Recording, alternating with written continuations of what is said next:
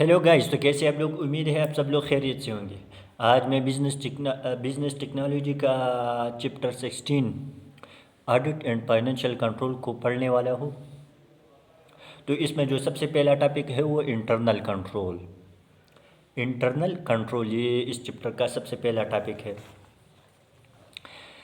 Internal control किसी भी organisation का ऐसा सिस्टम जो उन्होंने अपने एक्टिविटीज़ को कंट्रोल करने के लिए जो रूल बनाए हुए हैं, पॉलिसीज़ बनाई हुई है, इसके ज़रिए कंपनी को कंट्रोल करते हैं। एक दफ़ा फिर रीड करते। इंटरनल कंट्रोल किसी भी ऑर्गेनाइजेशन का ऐसा सिस्टम जो उन्होंने अपने एक्टिविटीज़ को कंट्रोल करने के लिए जो रूल बनाए हुए हैं, पॉलिसीज़ बनाए हुए हैं, इसके ज़रिए कंपनी को कंट्रोल करते हैं। एक दफ़ा रीड भी करते हैं। Internal control, internal control are the mechanism, rules and procedure implemented by a company to ensure the integrity of financial and accounting information, promote accountability and prevent fraud. इसमें जो दूसरा टॉपिक है वो है पर्पस ऑफ इंटरनल कंट्रोल और objective of internal control. इसमें जो सबसे पहला है वो है efficient conduct of a business. Business को अच्छी तरह चलाया जाए। नंबर सेकंड पर सेफगार्ड द एसेट।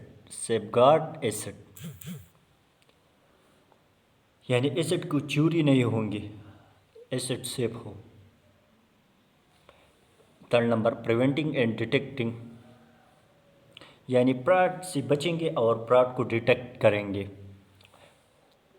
फिर completeness and accuracy of financial record. Financial statement ठीक होंगे और इसमें गलती नहीं होंगी। और लास्ट पर है timely preparation of financial statement, सही टाइम पर फाइनेंशियल स्टेटमेंट बनाएंगे। अब component of internal control. Internal control के 5 कंपोनेंट हैं, जैसे control environment, control activities, information communication, monitoring and risk assessment. अब इन एक एक को बहुत डिटेल में पढ़ते हैं। ये सारा चैप्टर जो है ना, ये इस 5 कंपोनेंट पर मुश्तमिल है। इस चैप्टर में सिर्फ ये 5 कंपोनेंट है। इसको अलग डिटेल में डिस्कस करते हैं कि ये किस तरह होते हैं। कंपोनेंट ऑफ इंटरनल कंट्रोल में जो सबसे पहला कंपोनेंट है वो है कंट्रोल इन्वायरमेंट। कंट्रोल इन्वायरमेंट, आपकी कंपनी का जो इन्वायरमेंट है ना, इसको कंट्रोल कैसे करेंगे? तो इसमें अगर रूल फॉलो करेंगे, कोई टाइम टेबल फॉलो करेंगे, कोई डिसीजन के लिए डिसिप्लिन फॉलो करेंगे, तो हम अपने इन्वायरमेंट को अच्छी तरह कंट्रोल कर सकते हैं। एक दफ़ा रीड भी करते हैं। Control environment, the internal control environment consist of the policies, process and skill that exist within the department to ensure only a valid financial transaction are recorded accurately and that rules and regulation are complied with. Component of internal control में जो दूसरा है वो है control activities. अगर spam soap और ACCA maps को follow करेंगे तो आपके इन्वायरमेंट के साथ साथ छोटी छोटी एक्टिविटीज़ भी कंट्रोल में रहेंगी। फिर ऑर्गेनाइजेशन की एक्टिविटीज़ कंट्रोल में आ जाएंगी। ये स्पैम सोप और ACCA मैप्स बहुत डिटेल में पढ़ेंगे। Control activities are the policies and procedure established to ensure that management objective with regard to the internal control system are met. Spam soap and ACCA maps. अब spam soap में S use होता है segregation of duties के लिए, physical control के लिए A, arithmetic control M, management control S, supervision of control O, organization way control A, authorization P, personal. अब एक एक को स्पैम सोप को पहले डिस्कस करते, इसके बाद ACCA मैप्स पर आते हैं। स्पैम सोप में एस यूज़ होता है segregation of duties. Segregation of duties, एक काम को बहुत लोगों में डिवाइड करना, एक बंदे को सारे काम नहीं देना। जैसे ऑथराइजेशन के लिए अलग बंदा, रिकॉर्डिंग ऑफ ट्रांजैक्शन के लिए अलग बंदा, कस्टडी यानी होल्डिंग के लिए अलग बंदा। एक दफ़ा रिपीट करते हैं, segregation of duties, assignment of rule responsibility to different people, thereby reducing the risk of fraud and error occurring. The concept is that no individual person should be responsible for more than one of the following duties: the authorization of a transaction, the recording of a transaction in the accounting record, the custody of asset relating to the transaction। यानी authorisation के लिए अलग बंदा, recording के लिए अलग बंदा, holding custody के लिए अलग बंदा। एक बंदे को सारी काम नहीं देती इसमें। स्पैम, एस यूज़ टू हो गया, पी यूज़ होता है फिजिकल कंट्रोल के लिए। स्पैम में पी यूज़ होता है फिजिकल कंट्रोल के लिए, यानी एसेट की सेफ गार्डिंग करना, यानी ताकि यानी एसेट को प्रोटेक्ट करना ताकि ये चोरी ना हो जाए। ये फिजिकल कंट्रोल में आता है। फिजिकल कंट्रोल एसेट की सेफ गार्डिंग करनी है, प्रोटेक्ट करना ताकि चोरी ना हो जाए। Physical control, restricting access to the physical asset such as cash, inventory and plant and equipment, thereby reducing the risk of theft. Control activity में जो स्पैम शॉप में एस बी हो गया, पी बी हो गया, ए use होता है arithmetic and accounting control, arithmetical and accounting control. जो रिकॉर्डिंग हुई है जैसे होनी चाहिए हुई कि नहीं, सो इसलिए इसके हम अकाउंट रिकन्सिलिएशन करते हैं। जैसे बैंक रिकन्सिलिएशन स्टेटमेंट, जैसे अपने स्टेटमेंट और बैंक स्टेटमेंट को देखते हैं कि दोनों मैच हो रहा है कि नहीं, कि कोई गलती तो नहीं है। ये अरिथमेटिकल कंट्रोल में आता है। एक दफ़ा रीड भी करते हैं, arithmetic and accounting control, control which check the arithmetical accuracy of accounting record, account reconciliation, comparison of an account balance with another source upon this source is from third party such as the bank, with difference being investigated। Spam सब में S B हो गया, P B हो गया, A B हो गया, और अब एम, स्पैम में एम यूज़ होता है मैनेजमेंट कंट्रोल के लिए। एम यूज़ होता है मैनेजमेंट कंट्रोल के लिए। इसमें हम स्टैंडर्ड और एक्चुअल का कंपैरिजन करते हैं कि हमने जो स्टैंडर्ड बनाया हुआ है इसके मुताबिक एक्चुअल में काम हुआ है कि नहीं। मैनेजमेंट कंट्रोल में हम क्या देखते हैं, इसमें हम स्टैंडर्ड और एक्चुअल का कंपैरिजन करते हैं कि हमने जो स्टैंडर्ड बनाया हुआ है इसके मुताबिक काम हुआ है कि नहीं।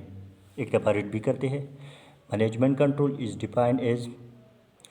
defined as a process to compare the performance to predetermined standard plans or objective in order to determine whether the performance is in line with this standard or not. It also includes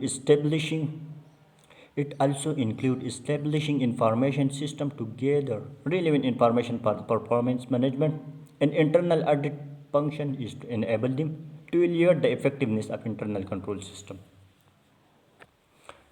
spam soap में तो spam complete हो गया है, S P A M. अब soap पर आते हैं। Soap में एस यूज़ होता है सुपरविजन कंट्रोल के लिए। सुपरविजन कंट्रोल इसमें ये हम करते हैं कि अच्छी तरह सुपरविजन करनी चाहिए सुपरविजन कंट्रोल में। एक दफ़ा रीड भी करते, it mean monitoring and reviewing work of individual employees function and organisation as whole. It mean monitoring and reviewing of work of individual employees function and organisation as whole. Soap में S हो गया, अब ओ use होता है organisation control के लिए। Organisation control में department और हायरार्की बनाना पड़ता है, किसी की क्या अथॉरिटी है। ऑर्गेनाइजेशन कंट्रोल डिपार्टमेंट और हायरार्की बनाना, किसी की क्या अथॉरिटी है। अगर प्रॉपर्ली डिफाइंड है तो फिर आप अपनी कंपनी के अंदर ऑर्गेनाइजेशन वे में काम करते हो। एक दफ़ा रिपीट करते हैं, organisation control communicating and coordinating activities across the whole organisation to accomplish these rules and responsibility. Reporting lines and organization structure should be formally established and clearly communicated। Soap में S B हो गया, O B हो गया, अब ए authorisation and approval. आपकी company के अंदर हर काम ऑथोराइज्ड होने चाहिए। Authorize and approval. It requires a permission or signature of a person at an appropriate level in the organization. It ensures that only activities and expenditure that are necessary for the achievement of organization objective are made. एक दफ़ा फिर authorization. It requires permission or signature of a person at an appropriate level in the organization. It ensures that only activities and expenditure that are necessary for the achievement of organization objective are made. So मैं P रह गया है वो है personal के लिए use होता है। पी यूज़ होता है पर्सनल के लिए। HR से रिलेटेड जितने भी चैप्टर पढ़े हैं, ह्यूमन से रिलेटेड जितने भी चैप्टर हमने पढ़े हैं वो पर्सनल कंट्रोल में आता है। पर्सनल HR से रिलेटेड जितने भी चैप्टर हमने पढ़े, ह्यूमन से रिलेटेड जितने भी चैप्टर हमने पढ़े वो पर्सनल कंट्रोल में आता है। यानी जैसे आपके recruitment, development and training, appraisal, वो पर्सनल कंट्रोल में आता है। इसमें हम एम्प्लॉय की मोटिवेट करने पर बातें करती थी, एम्प्लॉय को ट्रेन और रिवार्ड वगैरह इस तरह की बातें करती थी इस चैप्टरों में। एक दफ़ा रीड भी करते पर्सनल की employ should be retrained and underperforming employ should be motivated and train to achieve a standard level of performance. स्पैम सब तो सारा का सारा कंप्लीट हो गया। कंट्रोल एक्टिविटी में दो चीज़ें थे, एक ऐसी स्पैम सोप था वो तो सारा का सारा हमने पढ़ लिया, और दूसरा है ACCA मैप्स। कोई ऑर्गेनाइजेशन स्पैम सोप को लागू करती है जबकि कोई ऑर्गेनाइजेशन ACCA मैप्स इसको फॉलो करते हैं। अब ACCA मैप्स पर आते हैं कि इसमें क्या क्या आता है।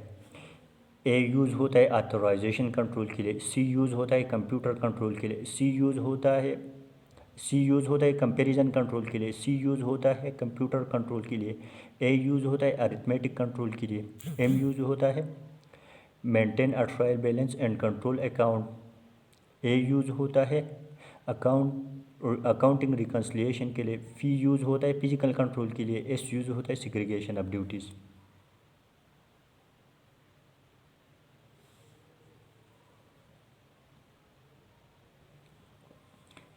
ऑथोराइजेशन कंट्रोल, आपकी कंपनी के अंदर हर काम ऑथोराइज होने चाहिए। कंपैरिजन कंट्रोल, इसमें हम कंपैरिजन करते हैं स्टैंडर्ड और एक्चुअल का। कंपैरिजन कंट्रोल, इसमें हम कंपैरिजन करते हैं स्टैंडर्ड और एक्चुअल का कि जो स्टैंडर्ड हमने बनाई है इसके मुताबिक काम हुआ है कि नहीं।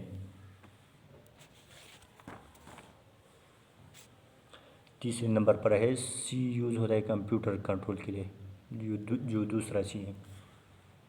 इसमें हम पासवर्ड लगाते हैं, हैकिंग ना हो जाए वगैरह इस तरह चीज़ करते हैं और चीज़ों को कंट्रोल करते हैं।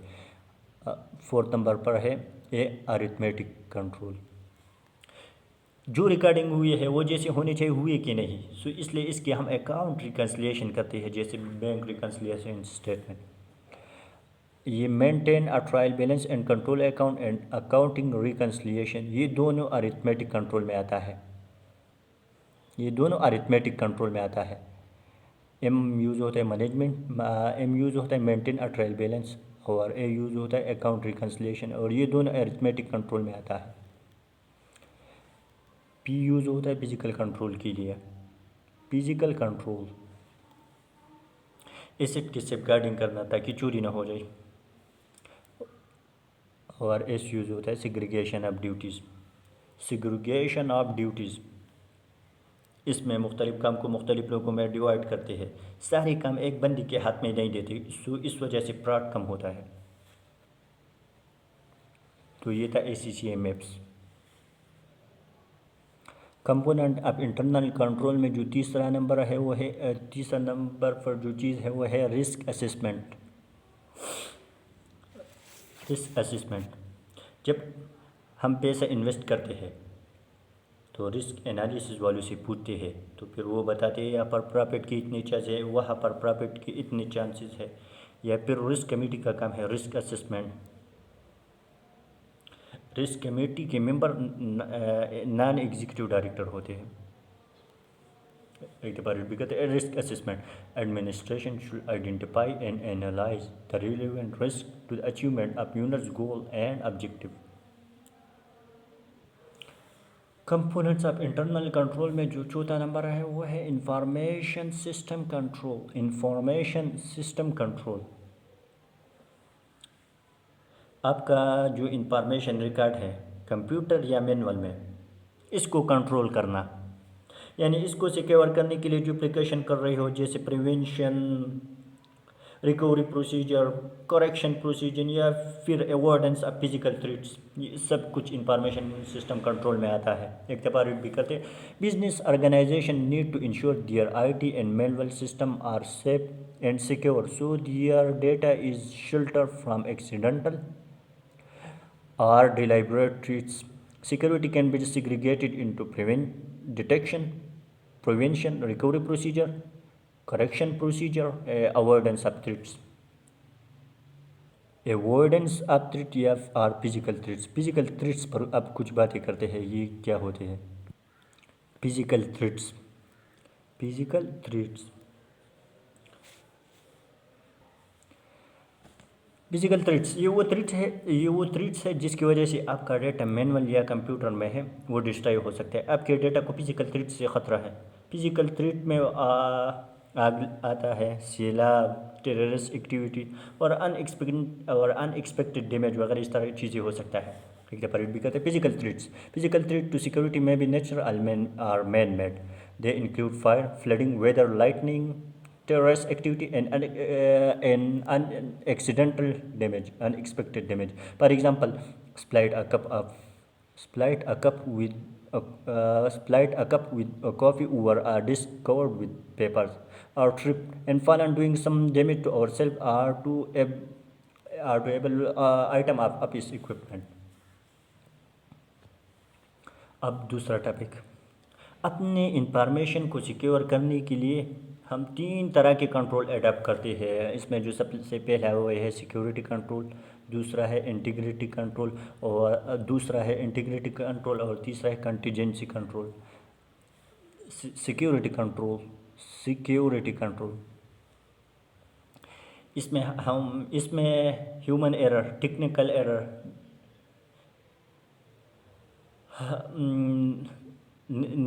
इसमें human error, technical error like malfunctioning software, natural disaster, fraud etcetera. इन सब मसलों से बचने के लिए जो प्रिकॉशन कर रही है वो, जैसे मेल फंक्शनिंग के लिए एंटीवायरस सॉफ्टवेयर, नेचुरल डिज़ास्टर के लिए अलार्मिंग फैक्टर या फ्रॉड के लिए ऑडिट कर रहे हो, ये सब कुछ सिक्योरिटी कंट्रोल में आता है। और दूसरा है इंटीग्रिटी कंट्रोल। सिक्योरिटी कंट्रोल का एक दफ़ा फिर डिस्कस करते हैं। इसमें ह्यूमन एरर, टेक्निकल एरर, जैसे malfunctional software, natural disaster, fraud, इन सब मसलों से बचने के लिए जो प्रिकॉशन कर रहे हो, जैसे मेल फंक्शनिंग के लिए एंटीवायरस सॉफ्टवेयर, नेचुरल डिजास्टर के लिए अलार्मिंग, फ्रॉड के लिए ऑडिट कर रहे हो, वो सब कुछ सिक्योरिटी कंट्रोल में आता है। इसमें जो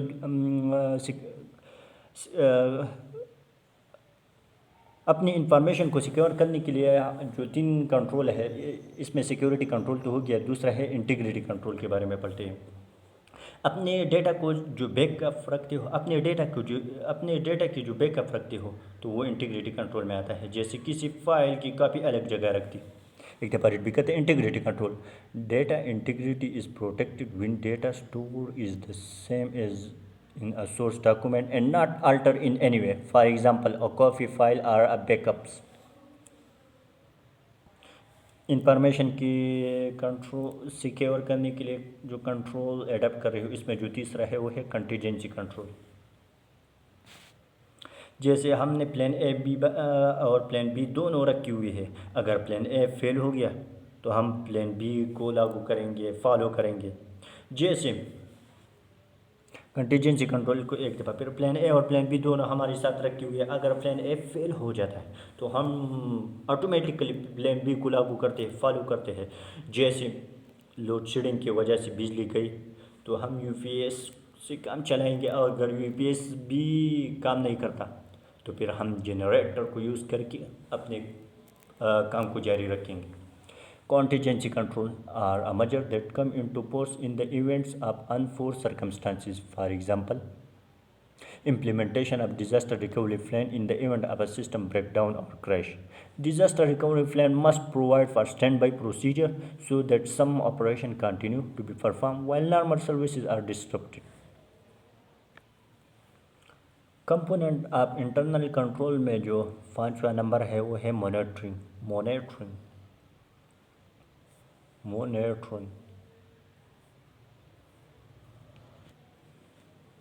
आपने जो प्रीवियस कंपोनेंट पढ़े जैसे control environment, control activity, risk assessment, information system control, इन सब कंट्रोल को चेक करना कि वो कंट्रोल इम्प्लीमेंट हो रहा है कि नहीं, एक दफ़ा फिर मॉनिटरिंग को पढ़ते। अपने जो प्रीवियस कंपोनेंट पढ़े जैसे control environment, control activity, risk assessment, information system control, इन सब कंट्रोल को चेक करना कि वो कंट्रोल इम्प्लीमेंट हो रहा है कि नहीं। Monitoring is a process that quality of internal control performance. अब अदर क्लासिफिकेशन हम कंट्रोल पर बात करते हैं। अदर क्लासिफिकेशन ऑफ कंट्रोल में जो सबसे पहला है वो है डिस्क्रिशनरी और non discretionary control.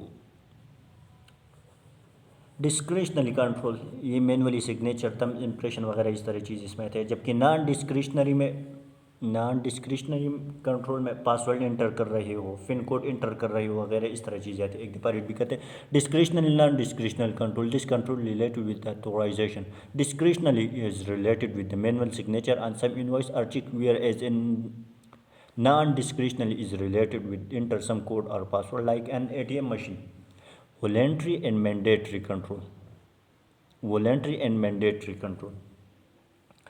Voluntary control वो कंट्रोल जो कंपनी खुद से अप्लाई करे। Mandatory control which is applicable by law. जैसे प्राइवेट के लिए ऑडिट करना वॉलंटरी होता है, जबकि पब्लिक लिमिटेड कंपनी है तो इसके लिए ऑडिट करना मैंडेटरी लाजमी होता है।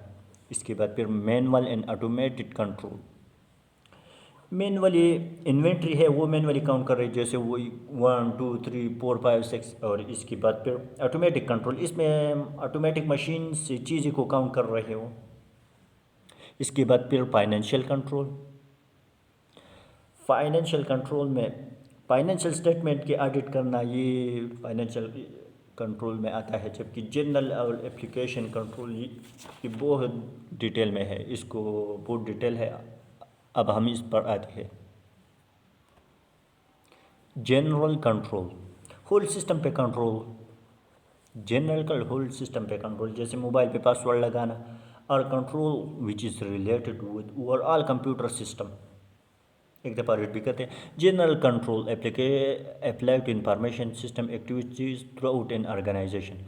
The most important general control are the measure that control access to the computer system and the information stored there is are transmitted over telecommunication network. Example include making regular backup data and storing them offsite, having an IT help desk and IT trainings for staff, keeping computer in locked room, having disaster recovery plan. All computer have login code, antivirus software and firewalls.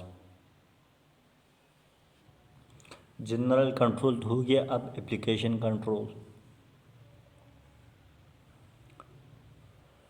Specific activity पे control लगा रहे हो या specific apps पे control लगा रहे हो तो एप्लीकेशन कंट्रोल में आता है। इसकी फिर 3 टाइप्स है, इनपुट कंट्रोल, प्रोसेस कंट्रोल और आखिर में आउटपुट कंट्रोल। इनपुट कंट्रोल पर कुछ बात करते हैं। इनपुट कंट्रोल कि जब हम डेटा एंटर करते हैं तो इस टाइम पे हम एरर की चांसेस या फ्रॉड की चांसेस को रिड्यूस करने के लिए जो प्रिकॉशन अडॉप्ट कर लेते हैं वो इनपुट कंट्रोल में आता है। एक दफ़ा रिपीट करता है। Data input control are measure ensure the accuracy. Data input control ensure the accuracy, completeness and timeliness of a data during its conversion from its original source into computer data or entry into a computer application. Example are given below. इसकी example आती है, इसकी बहुत सारे example है। अब एक एक को डिस्कस करते हैं। इनपुट कंट्रोल का जो सबसे पहला एग्ज़ाम्पल है वो है फॉर्मेट चेंज। फॉर्मेट चिक्स इसमें फॉर्मेट का करेक्ट होना ज़रूरी है। जैसे सेल इनवॉइस को हम न्यूमेरिक फॉर्म में एंटर करते हैं, जैसे 55 sale invoice number 55, sale invoice number 56, sale invoice number 57। तो इसमें हम इस तरह ख्याल रखेंगे कि अल्फ़ा न्यूमेरिक में नहीं लिखेंगे, जैसे FIFTY और 5 इस तरह नहीं, सिर्फ और सिर्फ 55 sale invoice number 56, sale invoice number 58 इस तरह लिखेंगे। एक दफ़ा रिपीट भी कहते हैं format check ensure that information is in input in the correct form. For example, the requirement that the data of sale invoice be input in a numeric format only, not numeric and alphanumeric. Input control में जो दूसरा example है वो है range reasonable chicks. इसमें हम एक limit रखते हैं, जैसे एक पेपर की फुल मार्क्स 100 है, तो जब 100 से ज़्यादा मार्क्स इंटर होगा तो सिस्टम वो ऑटोमेटिकली रिजेक्ट कर देता है। Range are reasonable checks. This ensure that input data is rejected or highlight if it is outside a preset parameter. For example, where is an entity rarely if ever makes a bulk buy purchase with the value in X is up 50,000. A purchase invoice with an input a value in X is of 50,000 is rejected for the review and follow. Example of input control में फिर compatibility or dependency. This ensure that data input from two or more field is compatible. For example, a sale invoice should be compatible with the amount of sale text chart on the invoice. In input control के और भी example है, जैसे sequence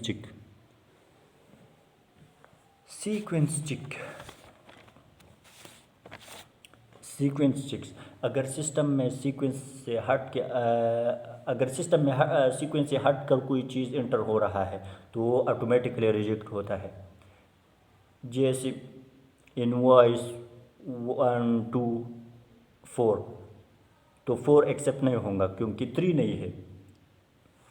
तो एक दफ़ा repeat भी कहते हैं sequencing ensure that sequential input of documentation data is maintain.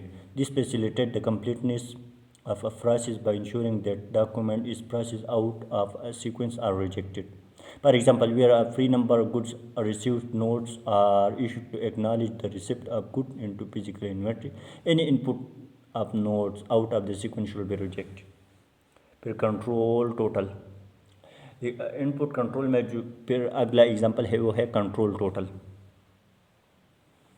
इसमें हम पहले मैनुअली काउंट करते हैं, बाद में फिर सिस्टम जैसे कंप्यूटर में इंटर करते हैं, मैनुअली और कंप्यूटर का टोटल दोनों का देखते हैं और कि इक्वल है कि नहीं। एक दफ़ा रिपीट करते control total. This also facilitate completeness of process by ensuring that free input manually operated control total are completed to control total input. For example, the total of all invoice such as a gross value is manually calculated. The invoices are input, the system aggregate the total of input invoices gross value and this is as compared to the control total. This help to ensure the completeness and accuracy of input. फिर input control में अगला example है existence चिक। यहाँ पर system ऐसे बनाता है, इम्पोर्टेंट डेटा को पहले इंटर करना होता है वरना चीज़ रिजेक्ट हो जाता है। जैसे ऑनलाइन कैश, जैसे बैंक ऑनलाइन कैश ट्रांसफ़र, वहाँ पर नेम इंटर करना होता है, पासवर्ड डालना पड़ता है वरना रिजेक्ट हो जाता है। के पर भी कहते हैं existence the system is set up to certain key data must be enter such as the supplier name otherwise the invoice is rejected. This help to ensure accuracy of input. और भी एग्जांपल है input control के, वो भी पढ़ते हैं। Input control के other example में फिर चिक डिजिट वेरिफिकेशन।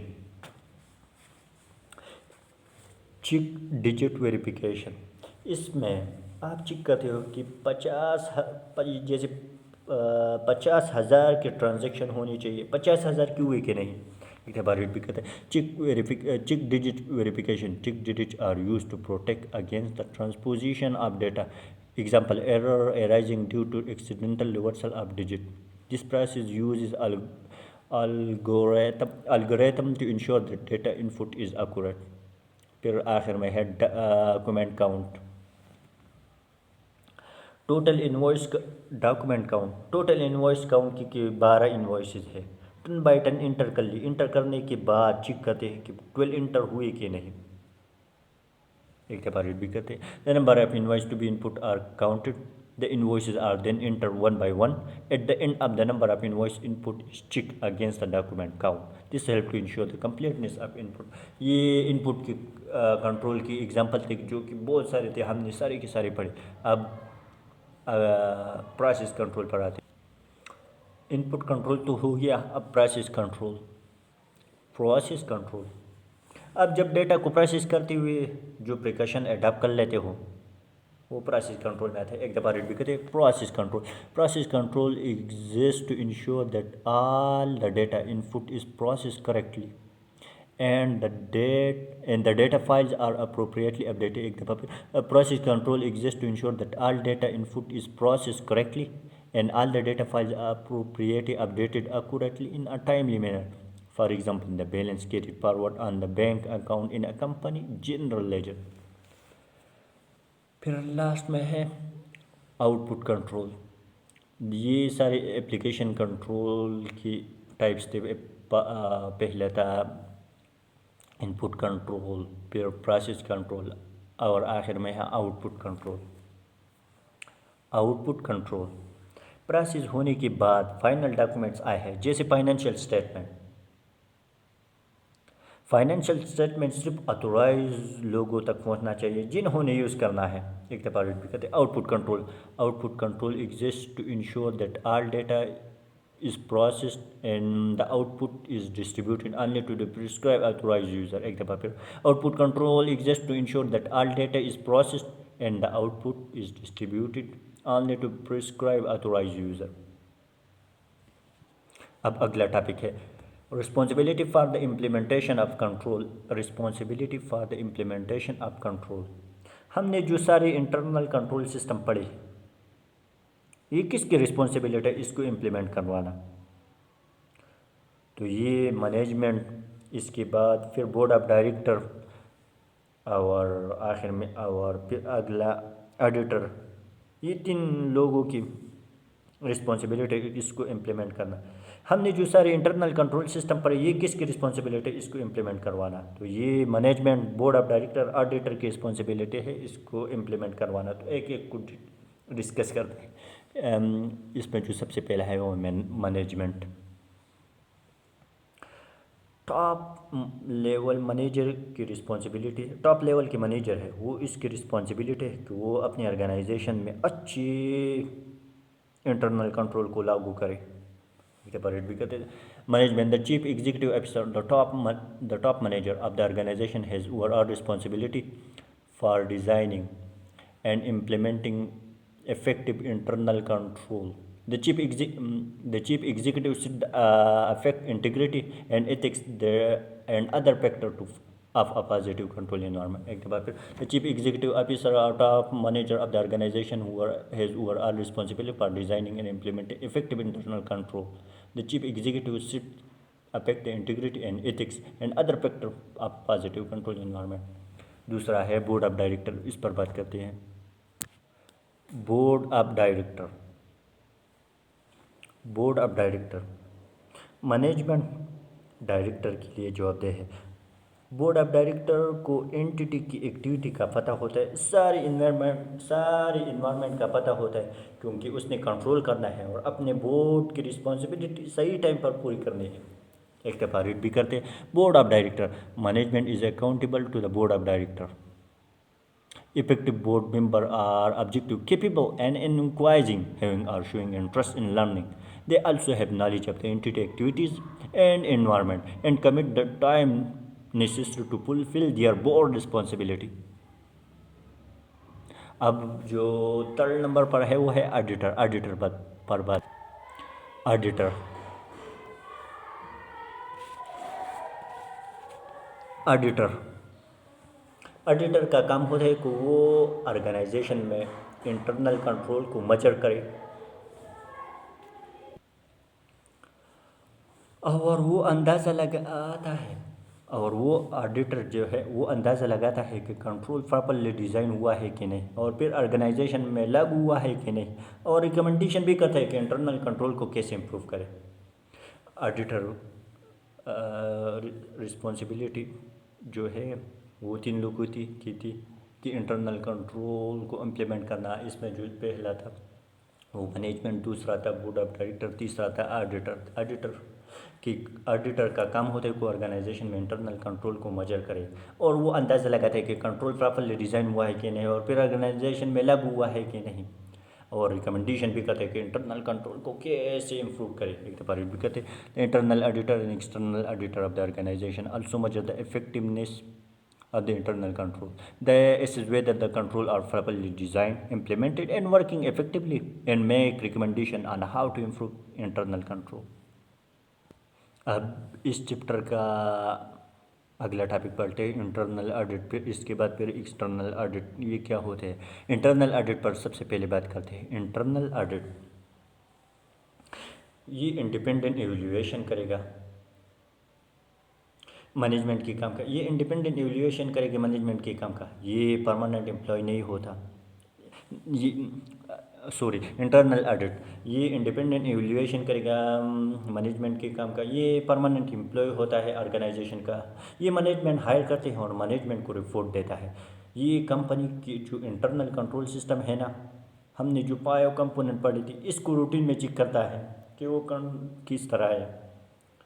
एक दफ़ा रीड भी करते internal audit may be defined as independent appraisal function establish within organisation to examine and evaluate its activities as a service to the organisation. Internal audit support a management in the effective discharge of their responsibilities. To this end, internal audit furnishes management with the analysis, appraisal, recommendation, counsel and information concerning with the activities reviewed. Internal auditor is the permanent employee of the organization and hired by the management and report to the management. Objective and scope of internal audit. Internal audit का main objective क्या होता है वो तो हमने पहले भी पढ़ ली। Review of the accounting and internal control system, examination of the financial and operational information, review of the economy, efficiency and effectiveness of operation, review of the compliance with the laws, regulation and other external requirement, review of the safeguard of asset, review of the implementation of corporate objective, identification of significant business and financial risk, monitoring the organization overall risk management policy, special investigation in particular areas. ये तो आप सब लोगों को पता है। अब आते हैं रिपोर्टिंग एंड इंडिपेंडेंस, यानी हम जब इंटरनल ऑडिट की बात करते हैं तो इसने किसको रिपोर्ट देनी होती है। ये इंटरनल ऑडिट की बात हो रही है। रिपोर्टिंग एंड इंडिपेंडेंस, हम जब इंटरनल ऑडिट की बात करते हैं तो इसने किसको रिपोर्ट देनी होती है। यहाँ पर दो चीज़ें आती है, यहाँ पर हम दो चीज़ें पढ़ेंगे, एक इंडिपेंडेंस और दूसरा अप्रेजल। इंडिपेंडेंस ये इंडिपेंडेंट एवेल्यूएशन करेगा, ये इंटरनल ऑडिटर नहीं है, ये इंडिपेंडेंट एवेल्यूएशन करेगा मैनेजमेंट के काम का कि उसने किस तरह काम किया है, और आखिर में ऑडिट कमेटी को रिपोर्ट देंगे, और आखिर में ऑडिट कमेटी जो है इसको रिपोर्ट देते हैं। एक दफ़ा रीड भी करते हैं independence. अल्ता internal audit department is a part of an organization. It should be independent of the line management whose sphere of authority it may audit. Ideally, it should report to the audit committee comprising of independent non-executive director. और दूसरा appraisal, ये लोगों की appraisal, ये लोगों के काम का एवेल्यूएशन करेगा कि उसने किस तरह काम किया है, अच्छे काम किया है, बुरा काम किया है। ये इंटरनल ऑडिटर का काम है। Appraisal, internal audit is concern with the appraisal of a work done by other people in the organisation and internal auditor should not carry out any of that work them. The appraisal of operation provide a service to management. Internal audit तो हो गया, अब external audit पर आते हैं। External audit, उसने year end पे financial statement को चेक करना है कि वो according to the law perform हो रहा है कि नहीं, और सारे अकाउंटिंग रिकॉर्ड सही और पूरी है कि नहीं। ये परमानेंट एम्प्लॉय नहीं होता, शेयर होल्डर हायर करते हैं ये एक्सटर्नल ऑडिटर को, और शेयर होल्डर को रिपोर्ट देते हैं। एक दफ़ा एक पीरियड करते इसने एक्सटर्नल ऑडिटर का काम होता है, उसने ईयर एंड पे फाइनेंशियल स्टेटमेंट को चेक करना है कि वो according to the law perform किया है या कि नहीं, और सारे अकाउंटिंग रिकॉर्ड सही और पूरी है कि नहीं। ये परमानेंट एम्प्लॉय नहीं होता, शेयर होल्डर हायर करता है और शेयर होल्डर को रिपोर्ट देता है। एक दफ़ा रीड भी करते हैं external audit. External audit can be described as a periodic or a specific purpose audit conducted by external independent qualified accountant. Its objective is to determine, among other things, whether the accounting records are accurate and complete, prepared in accordance with the provision of general accepted accounting standards. The statement prepared from the account present fairly the organization financial position and the result of its financial operation. External editor की एक दो बातें और भी है, जैसे the primary role of external editor is to express an opinion on whether the entity financial statement are free of material statement. इसके बाद external editor is not a permanent employ of the organisation, hired by the shareholder and report to the shareholders. अब internal and external audit की differences पर बात करते हैं। दोनों इकट्ठे पलटे हैं कि इसमें क्या क्या डिफरेंसेस वगैरह है। ये internal and external audit reason ये किस लिए है, इंटरनल ऑडिट किस लिए है और एक्सटर्नल ऑडिट किस लिए है। तो ये इंटरनल ऑडिट सबसे पहले पलटे। ये इंटरनल ऑडिट ये ऑर्गेनाइजेशन के ऑपरेशन को इम्प्रूव करते हैं। Internal audit is an actively design to add value and improve the organisation policies. जबकि एक्सटर्नल ऑडिट की रीज़न क्या है, ये किस लिए है, ये फाइनेंशियल स्टेटमेंट पे अपना राय देता है कि फाइनेंशियल स्टेटमेंट सही है कि नहीं। एक दफ़ा रीड भी कहते external audit is an exercise to enable auditor to express an opinion on the financial statement. Reporting to ये किसको रिपोर्ट देता है, तो इंटरनल ऑडिट जो है, इंटरनल ऑडिट ये तो बोर्ड ऑफ डायरेक्टर को रिपोर्ट देता है या आखिर में ऑडिट कमेटी को रिपोर्ट देता है। जबकि एक्सटर्नल ऑडिटर ये किसको रिपोर्ट देता है, ये शेयर होल्डर को रिपोर्ट देता है। एक दफ़ा रीड भी कहते हैं internal audit report to the board of director or other charged with the governance such as audit committee, and the external audit report to the shareholder or a member of a company on the stewardship of the director। relating to ये किससे relate करता है, internal audit किससे relate करता है, external audit किससे relate करता है। तो इंटरनल ऑडिट ये ऑपरेशन ऑफ ऑर्गेनाइजेशन के लिए से रिलेट करता है। ये इंटरनल ऑडिट नहीं है, ये ऑपरेशन ऑफ ऑर्गेनाइजेशन से रिलेट करता है। जबकि एक्सटर्नल ऑडिट ये फाइनेंशियल स्टेटमेंट से रिलेट करता है कि financial statement true and fair view दे रहा है कि नहीं। कि ये फाइनेंशियल स्टेटमेंट से रिलेट करता है कि financial statement true and fair view दे रहा है कि नहीं। डिफरेंट भी कहते हैं relating to internal audit work relates to operation of the organisation, external auditor work relates to the financial statement. They are concerned with external auditor work relates to financial statement. They are concerned with the financial record that underlie this। जबकि सबसे आखिरी point है relationship with the company. Internal audit का relation ये organisation का employ होता है, जबकि एक्सटर्नल ऑडिट ये इंडिपेंडेंट ऑफ ऑर्गेनाइजेशन होता है। एक्सटर्नल ऑडिट नहीं है, ये इंडिपेंडेंट ऑफ ऑर्गेनाइजेशन होता है। ये शेयर होल्डर हायर करता है, शेयर होल्डर को रिपोर्ट फिर आखिर में देगा। एक दफ़ा रीड भी कहते हैं relationship with the company internal auditor are often employees of the organisation although sometimes the internal audit function is outsourced। External auditor are independent of the company and its management, they are appointed by the shareholder। अब relationship between external and internal audit. Internal auditor internal auditor internal audit करता है, जबकि internal auditor की काम को check करता है कि वो सही है कि नहीं, और आखिर में ऑडिट कमेटी को रिपोर्ट पेश करते हैं।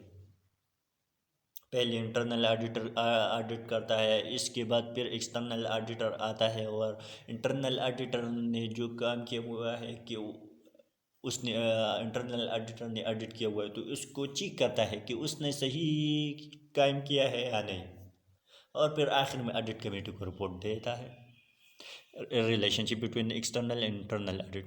External auditor have to understand the internal audit activities to identify and assess the risk and suggest recommendation for the audit procedure. They should have mutual access to audit programs and working papers. Types of audit, मुख्तलिफ़ तरह के audit होते हैं। Types of audit की मुख्तलिफ़ types audit की मुख्तलिफ़ types है, जैसे operational audit, system audit, financial audit, information system audit, management investigation audit, social audit. अब एक एक को डिस्कस करते हैं कि ये किस तरह होते हैं। टाइप्स ऑफ ऑडिट में जो सबसे पहला है वो है operational audit and operational audit. इसमें हम कंपनी के ऑपरेशन को चेक करते हैं, चेक करने के ऑपरेशन शो किया हुआ है वो हुआ है कि नहीं। इसमें हम कंपनी के ऑपरेशन को चेक करते हैं, चेक करना कि ऑपरेशन शो किया हुआ है वो हुआ है कि नहीं। जबकि दूसरा है value for money audit. Company कहते हैं कि हम प्रॉफिट के लिए काम करते हैं, तो आप देखते हो कि वो प्रॉफिट को कितने एफिशिएंटली और कितना इफेक्टिवली अर्न कर रही है, ये value for money audit. Value for money audit is an independent examination of audit to assess whether the use of fund or resources is the economy efficiency and effectiveness. Auditor will assess the use of resources and funds against the intended objective, purpose, vision and mission of project entities or organization. इसके बाद फिर आता है system audit. Types of audit में third number पर है वो है सिस्टम ऑडिट। आपकी कंपनी के रिकॉर्डिंग सिस्टम से रिलेट कर लेंगे कि नहीं।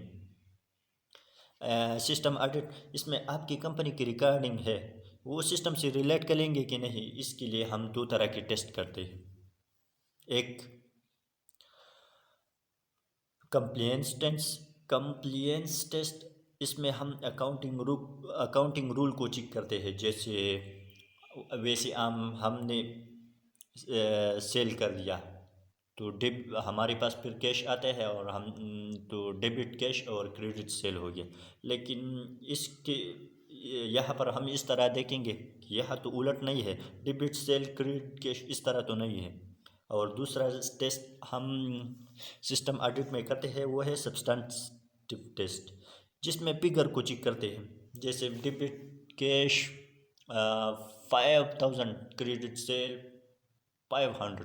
तो इस तरह अगर गलती तो नहीं है, ये सब्सटेंटिव टेस्ट में आता है। एक दफ़ा रीड भी करते, system audit is audit conducted on a management system. A system audit is conducted to verify that processes are documented and implemented against a specific set of requirement. Types of audit में फिर social audit आता है। ये corporate social audit में ये corporate social responsibility से relate करता है। हम कहते हैं कि हम सोशल रिस्पॉन्सिबिलिटी करते हैं, यानी हम सोसाइटी की बेहतरी के लिए काम करते हैं, तो इसमें चेक करते हैं कि एक्चुअल में हो रहा है कि नहीं। एक दफ़ा रीड भी करते हैं, social audit is social audit is a formal review of a company social audit is a formal review of a company procedure and code of conduct regarding social responsibility and company impact on society. A social audit is an assessment of how well the company is achieving its goal for the social responsibility. इसके बाद फिर आता है financial auditing purpose. Financial auditing types of audit में फिर financial audit आता है 5वें नंबर पर। फाइनेंशियल ऑडिट में एट द ईयर एंड पे कंपनी जो अपने फाइनेंशियल स्टेटमेंट चेक करवाते हैं वो फाइनेंशियल ऑडिट है। Financial auditing refers to an accounting process applied in a business.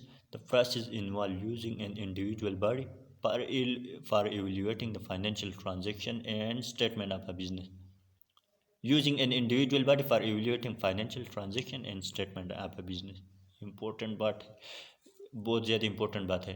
The ultimate purpose of financial audit is presenting an accurate amount of the business transaction of the company.